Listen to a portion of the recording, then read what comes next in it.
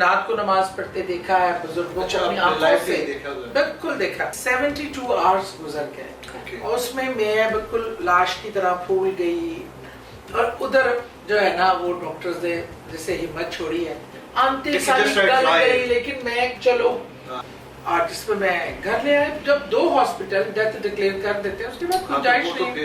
جی welcome back ناظرین. خوابوں سے تعبیر تک کا یہ سفر ہے.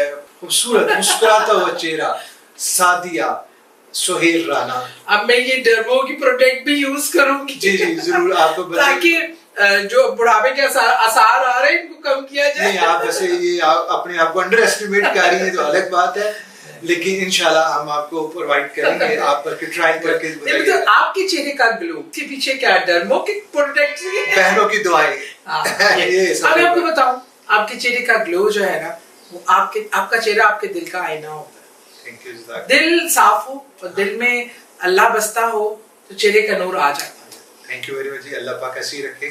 اچھا بہن یہ بتائیے گا الحمدللہ ابھی تک آپ کی جتنی لائف ہے جرنی ہے الحمدللہ بہت ہی آپ خوش نصیب خواتین ہو چاہے ماں کے روپ میں ہو چاہے ایک بیوی کا آپ نے کردار ادا کیا ہو یا ایز اے پولیٹیشین بھی کیا ہو جہاں جہاں پر آپ کو اچھا کرنے کا موقع ملا آپ نے CSR کے حوالے سے بھی بہت کچھ کیا ہے مجھے پتا ہے سب چیزیں.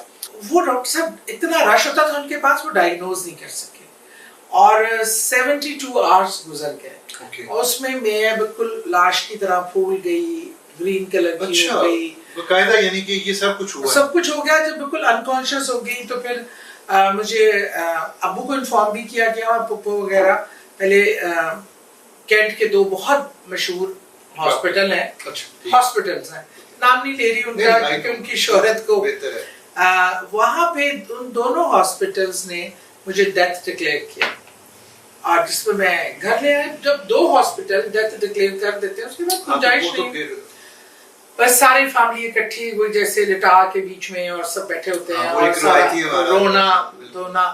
تو اتنے میں میرے جب ابو پہنچے ہیں اور ابو کو تب تو موبائل فون نہیں تھے جو سفر میں تو ان سے رابطہ نہیں کیا جا سکتا تھا کہ انتقال کی خبر دی جاتی انہی کا ویٹ ہو رہا تھا. پر میرے ابو آئے تو انہوں نے تو بس اٹھایا مجھے اور بھاگ گئے.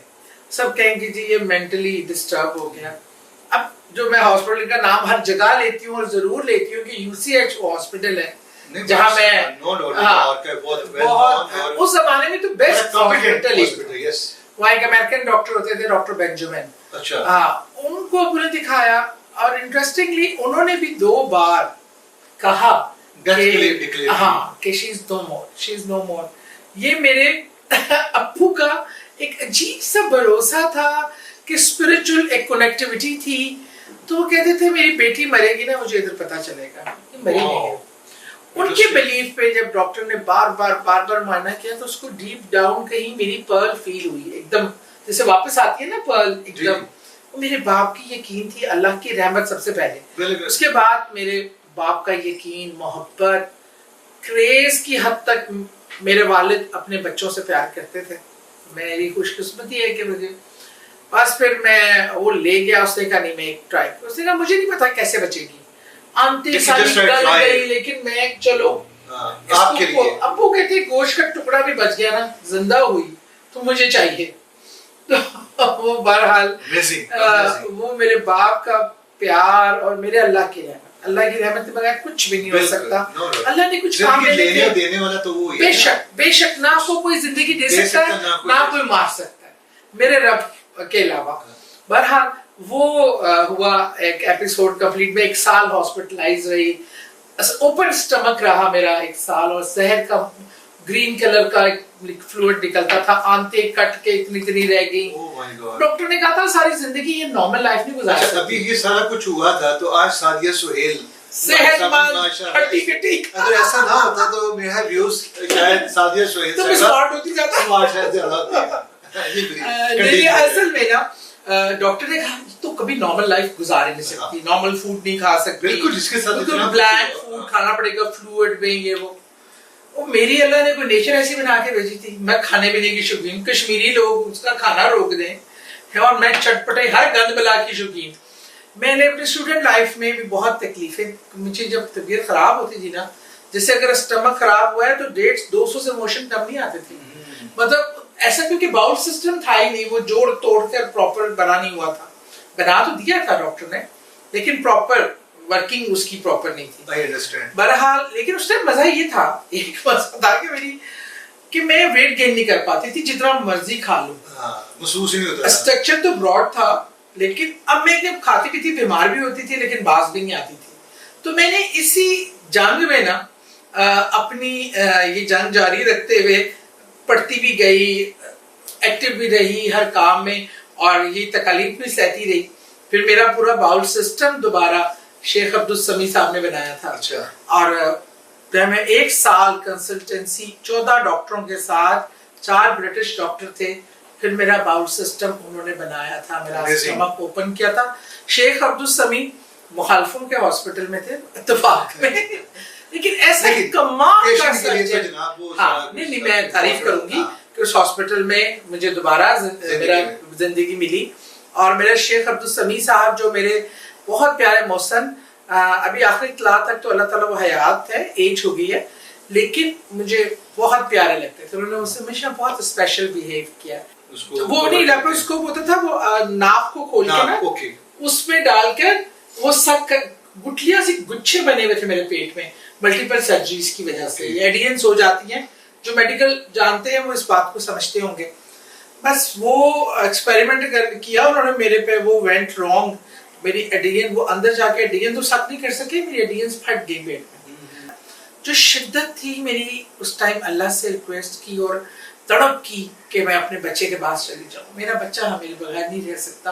बड़ा मासूम सा वैसे उसकी मतलब वो पहली परेशान था कि यहाँ आके मेरी माँ हॉस्पिटल में क्यों है, इधर क्यों है। बस अल्लाह ने वो जोश, और वहां से मुझे लगा कि ऊपर मुझे कोई पुल कर रहा है, चल बस बहुत हो गया। और उधर जो है ना वो डॉक्टर्स ने जैसे हिम्मत छोड़ी है।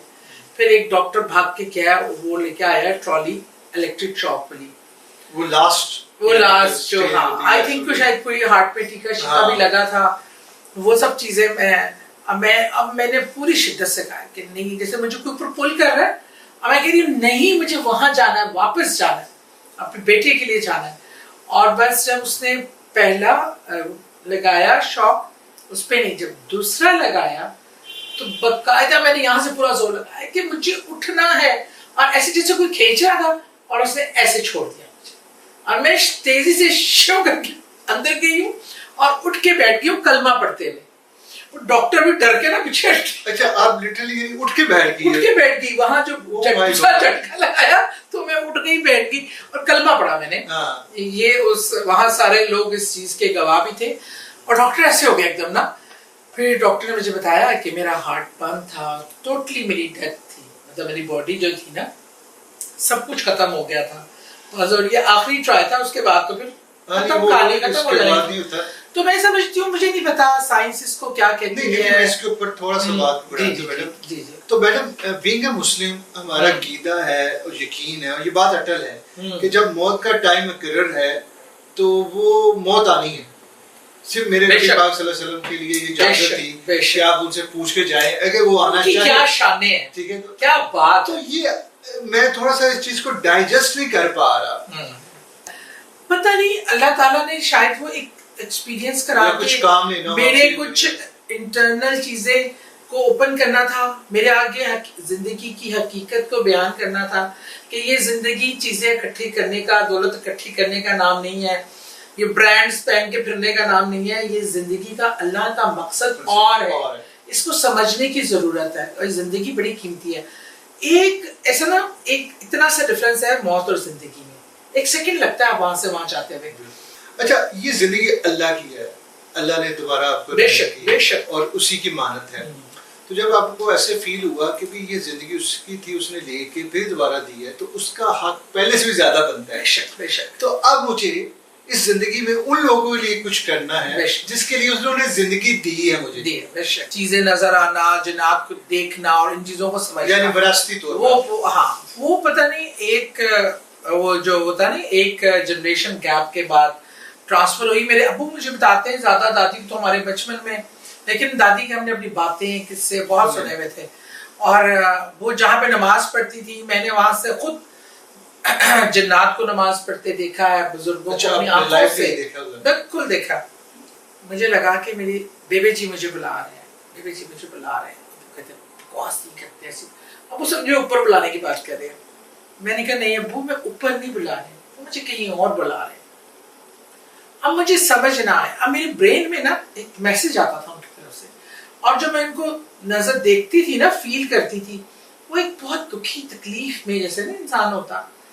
और मैं सोचती रही, अब मुझे अपने चेहरे के अंदर से उनका चेहरा नजर, अच्छा मेरी उनसे रिजेम्बलेंस भी काफी है, नजर आने लगा।